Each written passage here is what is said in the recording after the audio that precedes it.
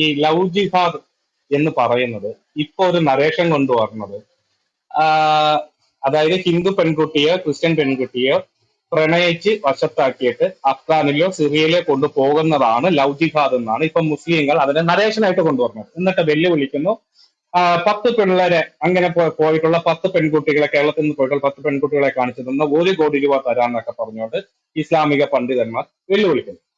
ഞങ്ങൾ ആരും പറഞ്ഞിട്ടില്ല ഈ സിറിയയിൽ കൊണ്ടുപോകുന്നതാണ് ലവ് ജിഹാദ് എന്ന്. ഞങ്ങൾ ആരും പറഞ്ഞിട്ടില്ല. അതും ലവ് ജിഹാദാണ്. പെൺകുട്ടിയുടെ സമ്മതം ഇല്ലാണ്ട് പെൺകുട്ടിയുടെ ഈ പറഞ്ഞ ഫ്രണ്ട്ഷിപ്പ് നടിച്ചുകൊണ്ട് പെൺകുട്ടി അറിയാണ്ട് പെൺകുട്ടിയുടെ നഗ്ന വീഡിയോ എടുക്കുക, അതല്ലാന്ന് ജ്യൂസി മയക്കുമരുന്ന് കൊടുത്തിട്ട് ഈ പറയുന്ന എവിടെയെങ്കിലും കൊണ്ടിട്ട് റേപ്പ് ചെയ്യുക, അതിന്റെ വീഡിയോ എടുത്തതിന് ശേഷം അത് കാണിച്ച് അതിനെ കാണിച്ച് പുറത്ത് സോഷ്യൽ മീഡിയയിൽ പ്രചരിപ്പിക്കുമെന്ന് പറഞ്ഞ് ഭീഷണിപ്പെടുത്തിക്കൊണ്ട് ഈ പറയുന്ന മതമാറ്റം നടത്തുന്നതിനൊക്കെ ഉൾപ്പെടെയാണ് ലവ് ജിഹാദ് എന്ന് പറയുന്നത്. ഇത് ഇതിന് കുറെ ഇൻസിഡന്റ് ഉണ്ട്. അതേ കണക്ക് തന്നെ കേരള പോലീസിന്റെ റിപ്പോർട്ട് അനുസരിച്ച് 3 പെൺകുട്ടികളുടെ പോസ്റ്റ്മോർട്ടം, അതായത് ദുരൂഹ സാഹചര്യത്തിൽ മരിക്കപ്പെട്ടു. ഇതേ കണക്ക് കൊണ്ടുപോയ പെൺകുട്ടികൾ ദുരൂഹ സാഹചര്യത്തിൽ മരിക്കപ്പെട്ടു. അവരെ ഈ പറയുന്ന സ്വകാര്യ ഭാഗങ്ങളിൽ പച്ചക്കുത്ത്, അതായത് അറബിയിലുള്ള ഒരു വേഡ്, അത് പച്ചക്കുത്തിയൊക്കെ വെച്ചിട്ടുള്ളതായിട്ട് എട്ട് ഈ പേര് പോലീസ് സോറി 8 എട്ട് പേരല്ലേ, പേര് 8 പേര്. അപ്പൊ ഇങ്ങനത്തെ സംഭവമുണ്ട്. ഇതിനെ എല്ലാം ഞങ്ങൾ ലവ് ജിഹാദ് എന്ന് പറഞ്ഞു. ഇതാ ഇന്നലെ തൊട്ട്, ഇന്നലെ 2 ദിവസം മുന്നേ ആയിട്ട് സോഷ്യൽ മീഡിയക്കകത്ത് ഒരു വാട്സാപ്പ് ഗ്രൂപ്പിനകത്ത് വന്ന ഒരു മെസ്സേജാണ്. അതായത് യൂറോപ്പിലെ ഒരു വാട്സാപ്പ് ഗ്രൂപ്പ്, യൂറോപ്പിലെ ക്രിസ്ത്യൻ കമ്മ്യൂണിറ്റിയുടെ, അതായത് അവിടുത്തെ ഒരു ക്രിസ്ത്യൻ കൂട്ടായ്മയുടെ ഒരു വാട്സാപ്പ് ഗ്രൂപ്പിനകത്ത് വന്ന ഒരു മെസ്സേജാണ്. അത് തൃശ്ശൂർ ഇവിടെ ഇടുക്കി രൂപത കേരള സ്റ്റോറി എന്ന സിനിമ പ്രദർശിപ്പിച്ചപ്പോൾ അതിനെതിരെ ഇവിടുത്തെ വലതുപക്ഷവും ഇടതുപക്ഷവും ഇവിടുത്തെ മുസ്ലിം സമുദായവും ഇടുക്കി രൂപതയ്ക്കെതിരെ ഇത്രയും പ്രശ്നങ്ങൾ ഉണ്ടാക്കി. അപ്പൊ ആ കുട്ടിയാണോ ഇനി എന്നെക്കാട്ട് മൂത്തതാണോ എന്ന് എനിക്ക് അറിയത്തില്ല, പക്ഷേ ജെൻസി എന്നാണ് പേര് പറഞ്ഞിരിക്കുന്നത്. അവർക്ക് സംഭവിച്ച ഒരു മെസ്സേജ് ആണ് അതിനകത്ത് ഇട്ടിരുന്നത്. അവർ പറയുന്നത് ഇങ്ങനെയാണ്, അവർ കൊല്ലം സ്വദേശിയാണ്. പത്തനംതിട്ട കോളേജിൽ പഠിക്കുന്ന സമയത്ത് കൊല്ലം സ്വദേശി ആയതുകൊണ്ട് അവിടെ ഹോസ്റ്റലിൽ നിന്ന് പഠിക്കുകയാണ്. പത്തനംതിട്ടയിൽ നിന്ന് കൊല്ലത്ത് വരാനുള്ള ദൂരം കണക്കിലെടുത്തുകൊണ്ട്. അപ്പൊ ഹോസ്റ്റലിൽ നിൽക്കുന്ന സമയത്ത് 2 മുസ്ലിം പെൺകുട്ടികളാണ് ഹോസ്റ്റലിൽ ആ റൂമിനകത്ത് ഉണ്ടായിരുന്നത്. നല്ല കമ്പനി ആയിരുന്നു. ആദ്യത്തെ പ്രാവശ്യം ആദ്യത്തെ പെൺകുട്ടി ആ പെൺകുട്ടിയുടെ കസിൻ ബ്രദർ എന്നും പറഞ്ഞുകൊണ്ട് ഒരുത്തനെ കൊണ്ടുവന്നു. ഇവരെ എല്ലാവരും കൂടെ പരിചയപ്പെട്ടു. അവര് എന്തോ ഫുഡ് കഴിക്കാനൊക്കെ പോയി തിരിച്ചു വന്നു. അത് കഴിഞ്ഞിട്ട് ആ പെൺകുട്ടിയുടെ മൊബൈലിൽ ഈ കസിൻ ബ്രദറെ വിളിക്കുന്ന സമയത്ത് ഇവക്ക് കൊടുക്കും, ഈ ജാൻസിക്ക് കൊടുക്കും.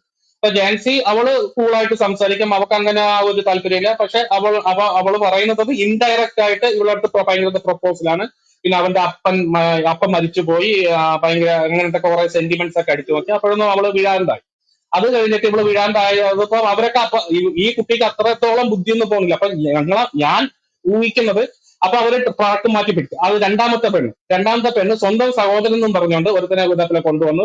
അവർക്ക് എന്തോ ഡ്രസ്സും കാര്യങ്ങളും കൊണ്ടുവരാൻ വേണ്ടിയിട്ട് അങ്ങനെ എന്തോ ഹോസ്റ്റലിലോട്ട് വരുന്ന സമയത്ത് ഇവർ വീണ്ടും 3 പേരും കൂടെ ഒരുമിച്ച് ഫ്രണ്ട്ഷിപ്പ് ഇത് സംസാരിക്കുന്നു. അത് കഴിഞ്ഞിട്ട് ജ്യൂസ് കുടിക്കാനൊക്കെ എന്തോ പോകുന്നു. പോയിട്ട് തിരിച്ചു വരുന്നു. അതേ കണക്ക് അവൻ ഈ മറ്റേ രണ്ടാമത്തെ കൂട്ടുകാരിയുടെ മൊബൈലിൽ മറ്റവൻ ഇടയ്ക്കിടയ്ക്ക് വിളിക്കുമ്പോൾ ഇവർക്ക് കൊടുക്കുന്നു. അവളോട്ട് സംസാരിക്കുന്നു. അവരും ഇൻഡയറക്റ്റ് ആയിട്ടും ഡയറക്റ്റ് ആയിട്ടൊക്കെ പ്രപ്പോസലൊക്കെ ചെയ്ത് എങ്ങനെയെങ്കിലും വളയ്ക്കാൻ നോക്കി. അതൊന്നും നടക്കാണ്ടായപ്പോഴാണ് അടുത്ത പദ്ധതി എന്ന് പറയുന്നത്, ഈ പെൺകുട്ടിയുടെ ഈ പറഞ്ഞ ആദ്യത്തെ പെൺകുട്ടിയുടെ കസിൻ ബ്രദറിന്റെയോ ആരുടെയോ ബർത്ത്ഡേ പാർട്ടി എന്നും പറഞ്ഞുകൊണ്ട് ഈ പത്തനംതിട്ട ഹോസ്റ്റലിൽ നിന്നുകൊണ്ട് ഈ 3 പേർ, അതായത് ക്രിസ്ത്യൻ പെൺകുട്ടിയും ആ ഹോസ്റ്റലിൽ താമസിച്ച 2 മുസ്ലിം പെൺകുട്ടികളും കൂടെ ഈരാറ്റുപേട്ടയിൽ ബർത്ത്ഡേ പാർട്ടിക്ക് കോളേജിൽ പോവാതെ പോകുന്നു.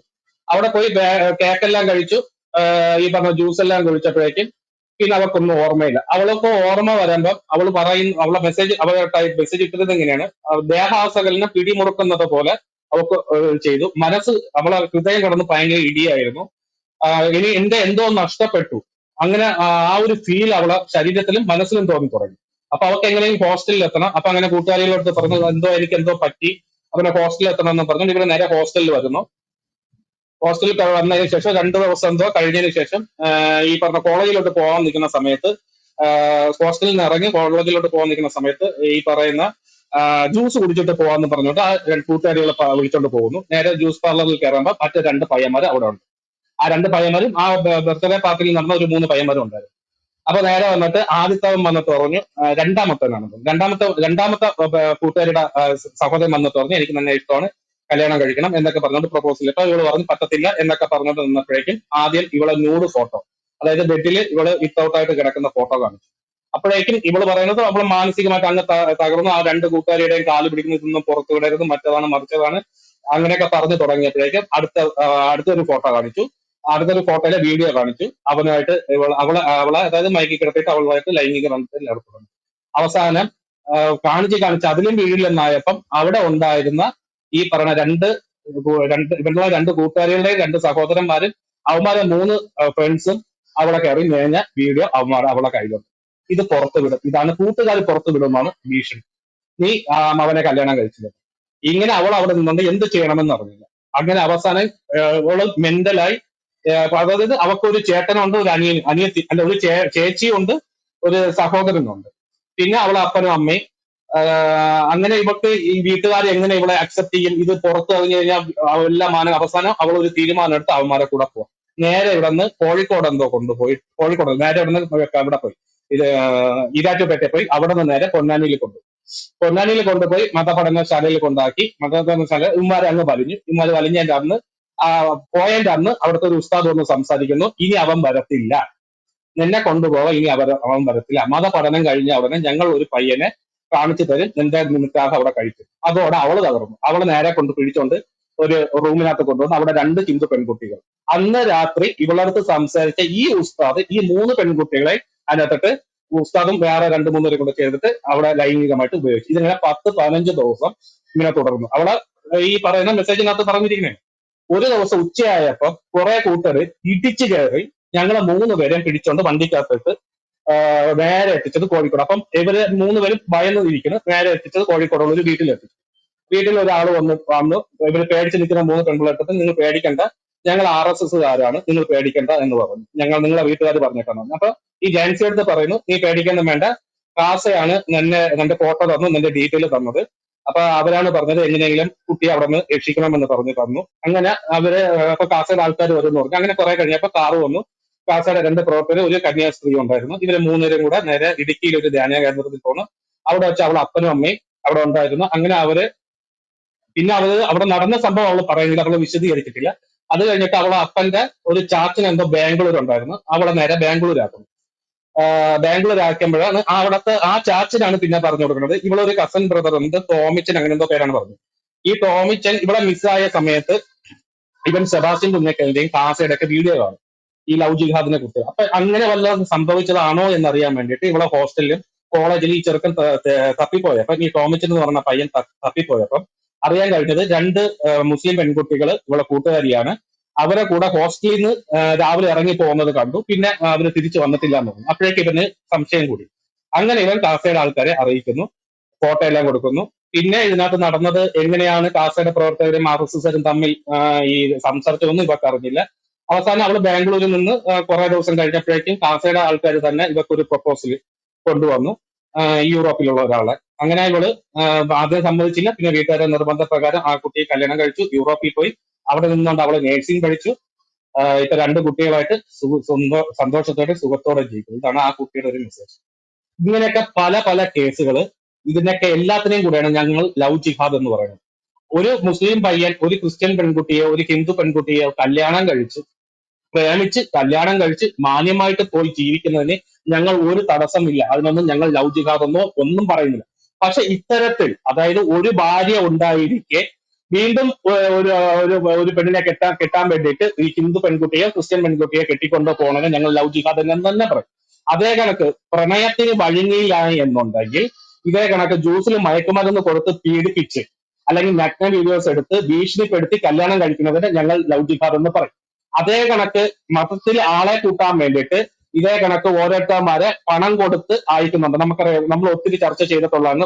വില കൂടിയ ബൈക്കുകൾ മാസം തോറും 10,000 രൂപ 25,000 രൂപ വരെ കൊടുത്ത് ചെറുപ്പക്കാരെ, കാണാൻ കൊള്ളാവുന്ന ചെറുപ്പക്കാരെ ഇതിന് ട്രെയിൻ ചെയ്യിപ്പിച്ച് വിട്ട് പെൺകുട്ടികളെ വശീകരിച്ച് അവളെ ഈ പറയുന്ന ലൈംഗികമായിട്ട് ഉപയോഗിച്ച് ആ വീഡിയോ എടുത്ത് ഭീഷണിപ്പെടുത്തി അവളെ പൊന്നാനിയിലോ മറ്റ് ഈ പറയുന്ന മത കേന്ദ്രത്തിലോ കൊണ്ടുപോയി മതം മാറ്റിയതിനു ശേഷം അപ്പോഴേക്കും ഈ പ്രേമിച്ചവനും അവളെ ലൈംഗികമായിട്ട് യൂസ് ചെയ്തവനും മുങ്ങും. അത് കഴിഞ്ഞിട്ട് അവളെ കല്യാണം കഴിക്കാൻ പോകുന്നത് വേറെ ഒരുത്തൻ. അതിന് ഒരു ഉദാഹരണമാണ് ഹാദിയയുടെ കേസ്. ഹാദിയയെ വളച്ചതും ഹാദിയെ ലൈംഗികമായിട്ട് ഉപയോഗിച്ചതും ഒരാള്. അവസാനം അവളെ കെട്ടിയത് ആരാണ്? അവളെ മതപഠനശാലയിൽ പോയി അവൾ മതം പഠിച്ചിറങ്ങിയപ്പോൾ അവളെ കെട്ടിയത് ഷെഫീൻ ജഹാൻ എന്ന് പറഞ്ഞ വേറെ ഒരുത്തൻ. ഇതേപോലെ അനേകം കേസുകൾ ക്രൈസ്തവ കുടുംബങ്ങളും ഹൈന്ദവ കുടുംബങ്ങളിലും ഉണ്ട്. ഈ ഹാദിയയുടെ കേസ് മാത്രമാണ് ഇങ്ങനെ വന്നത്. ഇനി ഇനി ഇവിടെ വെല്ലുവിളി നടത്തുന്നത് 10 പെൺകുട്ടികളെങ്കിലും പേര് പറയാൻ പറ്റും. ഞങ്ങൾക്ക് 10 അല്ല, 2000, 3000, 5000 പേരുടെ പേര് പറയാൻ പറ്റും. പക്ഷെ അവരൊക്കെ ഇന്ന് ജീവിച്ചിരിപ്പുണ്ടോ, സിറിയയിലാണോ, അഫ്ഗാനിസ്ഥാനിലാണോ, ഇനി മരിച്ചുപോയോ, എന്താണെന്ന് ഞങ്ങൾക്ക് അറിയത്തില്ല. അത്രത്തോളം ഉണ്ട്. അവസാനം നടന്ന ഒരു കേസാണ് ജസ്ന.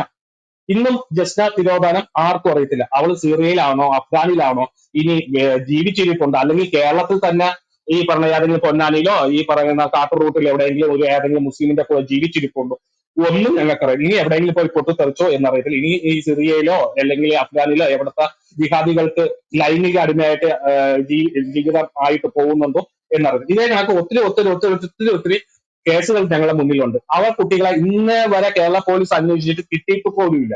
ലാസ്റ്റ് ആണ് ജസ്റ്റിയുടെ കേസ്. ഇതേ കണക്ക് അങ്ങനെ പറഞ്ഞ് തരണമെങ്കിൽ 10-25,000-ഓളം കേസുകൾ. ഇപ്പൊ തന്നെ മുകളിൽ പിൻ ചെയ്തിരിക്കുന്ന ആ വീഡിയോക്കകത്ത് തന്നെ പറയണത് 5ഉം 6ഉം ഒരു ഇടവകയിൽ നിന്ന് പെൺകുട്ടികൾ പോയിട്ടുണ്ട്. ഇവര് മിസ്സിംഗ് ആണ്. ഇവരെ പോലുള്ള ഒത്തിരി പെൺകുട്ടികൾ മിസ്സിംഗ് ആണ്. ഇവിടുത്തെ മിസ്സിംഗ് കേസ് കൊടുത്തിട്ട് പോലും കേരള പോലീസിന് അന്വേഷിച്ച് കണ്ടെത്താൻ പറ്റിയിട്ടില്ല.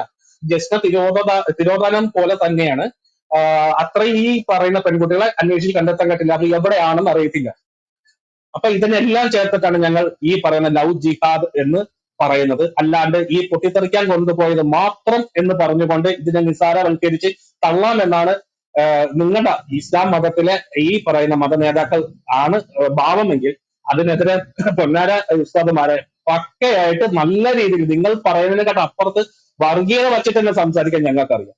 നിങ്ങളുടെ ഖുറാനും മറ്റൊന്നും എടുത്തു വെച്ചിട്ട് ഓരോരോ ഇൻസിഡന്റ്, ഇന്ന് ജാൻസി എന്ന് പറയുന്ന ഒരു പെൺകുട്ടി സ്വയം അവളുടെ ജീവിതത്തിൽ നിന്ന് വെളിപ്പെടുത്തിയിട്ടുണ്ടെങ്കിൽ ഇതേ കണക്ക് അനേകായിരം പെൺകുട്ടികൾ ഞങ്ങൾ ഇതേപോലെ സോഷ്യൽ മീഡിയയിൽ അവർക്ക് ധൈര്യം കൊടുക്കാൻ വേണ്ടി ഞങ്ങൾ മുന്നിട്ട് ഇറങ്ങി കഴിഞ്ഞാൽ അവർ ധൈര്യമായിട്ട് അവർ മുന്നോട്ട് വരും. ഇപ്പൊ തന്നെ ഒരു ക്രിസ്ത്യൻ പെൺകുട്ടി ഷെക്കിന ചാനലിൽ മുഖം കാണിച്ചുകൊണ്ട് കൊടുത്തിട്ടുണ്ട് ലവ് ജിഹാദിനിരയായ പെൺകുട്ടി. ഇതേ കണക്ക് 1000 അല്ല 10-10,000 കണക്കിന് പെൺകുട്ടികളെ ഞങ്ങൾക്ക് ഇതേപോലെ ഈ ജീവിതം നഷ്ടപ്പെട്ടവരെ കൊണ്ടുവരാൻ പറ്റും. അതേ കണക്ക് ഇതേ ഇൻസിഡന്റ് ആയി പോയിട്ട് ആ കുടുംബം, ആ പെൺകുട്ടിയുടെ കുടുംബം മാനം ഭയന്ന്, അല്ലെങ്കിൽ ആ കുട്ടിക്ക് ആ സ്വന്തം മോക്കുണ്ടായ ആ ഒരു ഇൻസിഡന്റിനെ ഓർത്ത് ആത്മഹത്യ ചെയ്ത അനേകം കുടുംബങ്ങളുണ്ട്.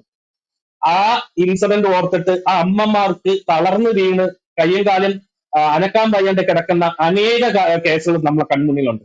ഇതൊന്നും കണ്ടില്ല എന്ന് നടിച്ച് ഈ പറയുന്ന CPM-ന്റെയും കോൺഗ്രസിന്റെയും അനുഭാവികളായിട്ട് നിൽക്കുന്ന നിങ്ങൾ സ്വന്തം സഹോദരങ്ങളെ കുറ്റപ്പെടുത്തി അല്ല പാർട്ടിക്ക് വേണ്ടിയിട്ട് നിങ്ങൾ ഈ പറയുന്ന സംഘപരിവാറിന്റെ സൃഷ്ടി എന്ന് പറഞ്ഞുകൊണ്ട് സ്വന്തം സമുദായത്തിലെ പെൺകുട്ടികളുടെ മാനത്തിനും ഈ പറഞ്ഞ സ്വന്തം സമുദായത്തിലെ സഹോദരിമാരായുള്ള അമ്മമാരായാലും അപ്പന്മാരായുള്ള അവരെ ആത്മഹത്യ ചെയ്തവരും ഈ പറഞ്ഞ മരിച്ചതിന് തുല്യമായിട്ട് ജീവിക്കുന്നവർക്ക് അവരെ നിങ്ങൾ കുത്തുന്നെങ്കിൽ നാളെ നിങ്ങളുടെ വീട്ടിൽ ഇത് സംഭവിക്കാൻ പാടും. ആരും നിങ്ങളെ കൂടെ കരയാൻ കാണത്തില്ല. ആരും കാണുന്നില്ല, നിങ്ങൾ തന്നെ കാണും. അതുകൊണ്ട് ഇനിയെങ്കിലും സത്യത്തെ സത്യമായി മനസ്സിലാക്കുക, യാഥാർത്ഥ്യത്തെ യാഥാർത്ഥ്യമായി മനസ്സിലാക്കുക, തിന്മയെ നേരിടുക. അതിനെ വെള്ള പൂശാനല്ല ശ്രമിക്കേണ്ടത്. പിണറായി വിജയൻ ആദ്യത്തെ പിണറായി വിജയന്റെ മന്ത്രിസഭയിൽ രേഖാമൂലം ലവ് ജിഹാദ് ഉണ്ടെന്നും എത്ര കേസുണ്ടെന്നും സഭയിൽ പറഞ്ഞ ആ പിണറായി വിജയൻ ഇന്ന് കാലുവാരി സംസാരിക്കണമെങ്കിൽ നിങ്ങൾ ആലോചിക്കുക, ഈ ജിഹാദികൾ എന്തുമാത്രം പൊളിറ്റീഷ്യന്മാരെ വിലക്കെടുത്തു, മീഡിയകളെ വിലക്കെടുത്തു.